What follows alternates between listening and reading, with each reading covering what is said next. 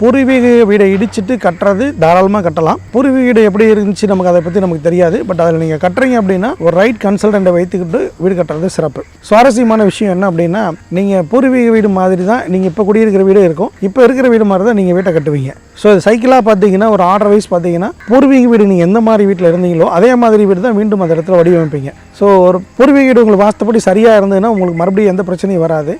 ஒருவேளை பூர்வீக வீடு தவறாக இருந்துச்சு அப்படின்னா நீங்கள் கட்டும்போது மறுபடியும் அது புது பிரச்சனைகளும் புது விதமான பிரச்சனைகளும் உங்களுக்கு கொண்டு வரதுக்கு வாய்ப்பு உண்டு. சரி, இது எப்படி சார் தவிர்க்கிறது அப்படின்னா, ஒன்று ஒரு நல்ல வாஸ்து தெரிஞ்ச கன்சல்டண்ட்டை வச்சுக்கணும், அல்லது நீங்களே இந்த வாஸ்தை கற்றுக்கிட்டு உங்கள் வீட்டை நீங்கள் வடிவமைச்சுக்கிடணும். இந்த பூர்வீக வீட்டை இடிச்சிட்டு கட்டுறதுல சில யூனிக்கான பிரச்சனைகள் உண்டு. என்னை பொறுத்த வரைக்கும் ஒரு அனுபவசாலியான ஒரு வாஸ்து கன்சல்டண்ட்டை வைத்துக்கொண்டு வீடு கட்டுறதுன்றது சேஃபான ஒரு விஷயம்.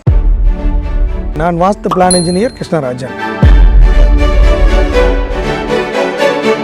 உங்கள் குடும்பத்தில் ஒற்றுமையுடனும் ஆரோக்கியத்துடனும் நிம்மதியுடனும் வாழ வாஸ்து சார்ந்த அத்தனை தகவலும் தெரிந்து கொள்ள வாஸ்து இன்ஜினியர் யூடியூப் சேனலை சப்ஸ்கிரைப் செய்து கொள்ளுங்கள். சந்தேகங்களுக்கு 8220544911 என்ற தொடர்பு கொள்ளுங்கள். இதில் வாட்ஸ்அப் வசதியும் உண்டு.